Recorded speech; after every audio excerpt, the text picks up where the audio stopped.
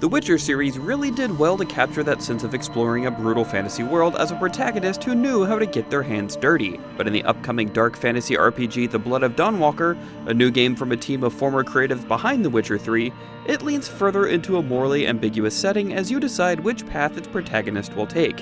One that maintains his human form and ideals, or one that embraces newfound powers as a half-vampire. Just ahead of Gamescom 2025, we got an extended walkthrough of The Blood of Dawnwalker from the devs at Rebel Wolves that put a spotlight on the parallel playstyles of human and vampire action RPG gameplay. So far, The Blood of Dawnwalker is putting forth some strong concepts for its take on a dark fantasy RPG that's all about navigating two different worlds in cunning fashion.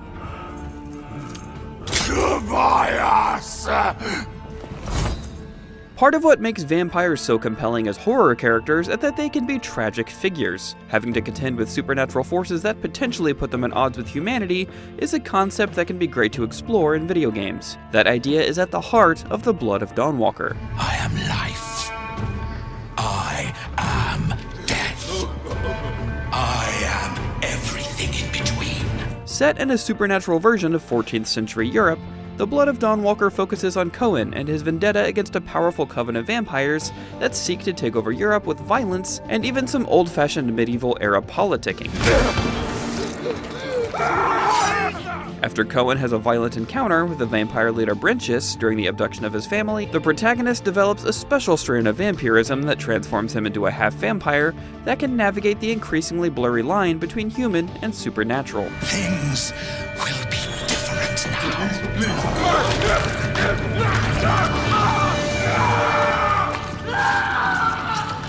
For all of you. Our extended preview focused on a quest called A Monk and a Saint, which saw Cohen travel to the settlement of Svartrau to uncover a hidden tomb, and the town's more nefarious side. Wait, are you Mihai? This quest features a round of combat sequences against some foes capable of withstanding Cohen's abilities in both his human and vampire forms. It initially seemed standard fare for an RPG quest, but where Dawnwalker differs is in how the quest can change depending on the time of day and which form you take on to complete it. The leading narrative hook carrying players forward is the month-long time limit, giving Cohen only a limited period to rescue his family. You can largely advance the day at your choosing, and Dawnwalker doesn't necessarily pressure you to make some time-specific choices. That said, your approach to progression will very much influence the course of events in Cohen's journey, especially with which side of Cohen is taking the lead. Time is essentially a resource that you can spend with each passing quest and activity, and depending on what you do and when you do it. The developers gave us a run of the preview's main quest from two different sides, as both Cohen's human and vampire forms.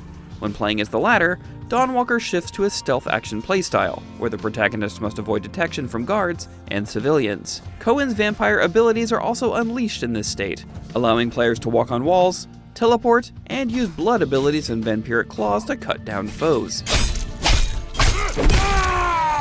And yes, you'll also be able to drain the blood from humans, foe and non-combative alike, for stealth takedowns or outright executions. I was impressed by how much the action and pacing looked like a mix between The Witcher's grand scope and the immersive sim element of Dishonored when seeing Cohen in his vampire form. You can truly leap across rooftops and get the jump on some foes, which was very satisfying to see. Better be quiet. However, it shows how players will have to grapple with some moral choices, as Cohen, who needs to feed to maintain his vampire abilities during the night, must do. While you can feed on animals to offer some temporary relief, the larger payout comes from human targets. The vampire form looks to present a more direct and action-heavy approach to engaging with the quests. However, Cohen's human form presents an interesting contrast by focusing more on investigation and tactical methods. Because Cohen can blend in with others in his human form, there are far more opportunities to engage with the different characters and uncover pathways for success without the need for bloodshed. Perhaps the crypt was built over or sealed away? It was also fascinating to see how the characters react to knowing that vampires are now in control of the region and that life is, understandably, far worse off. When things pop off, combat shows the stark differences in Dawnwalker's playstyles. I adopted the tactical action approach, which feels like a blend of The Witcher 3's versatile swords and sorcery combat flow, combined with the calculated nature of Kingdom Come Deliverance 2's swordplay. It presents an opportunity for players to feel powerful, where they have to exploit vulnerabilities. In his human form, Cohen relies on his swordplay, along with gadgets and hex spells, to overcome some enemies. Similar to the Outer Worlds, you can pull up a tactical menu to target an enemy to execute attacks that can stun foes or deliver killing blows. Combat gets a bit more hectic when in Cohen's vampire form, which sees him unleash his supernatural blood-based abilities. In addition to his sword, Cohen's massive claws can tear into enemy defenses, and he can pull off combat finishers where he can lay into foes. However, Dawnwalker still presents some challenges with elite foes, such as the human blood guards who have armor and weapons to stand up to Cohen's vampiric abilities, along with some more dangerous monsters in the rival vampires that can overpower the protagonist if you're not careful.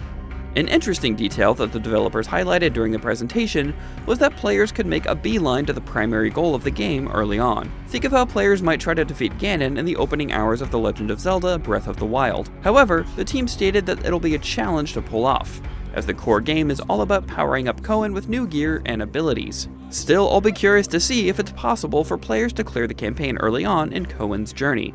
I wish we had more of an opportunity to see what the larger world would be like, but so far, The Blood of Dawnwalker captures that feeling of navigating two different worlds as a half-vampire, which is a very compelling premise for a role-playing game. Compared to The Witcher 3 or developer Dontnod's Vampire, The Blood of Dawnwalker captures that open-ended freeform nature of classic role-playing games like Gothic 1 and 2, which is exciting to see. Hopefully the full game will be able to deliver on the concept of a vampire RPG with some world-changing stakes. For more on IGN's coverage of Gamescom 2025, check out our recent previews of Ninja Gaiden 4 and Marvel Cosmic Invasion. And of course, for everything else in the world of video games, stick with IGN. They tried to change me into one of them. But I became something else instead.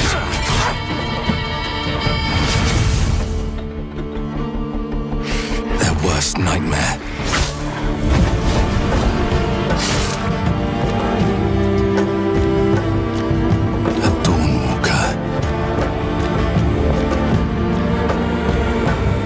Trapped between the two worlds, fighting to even the score, fighting to understand the evil behind it all.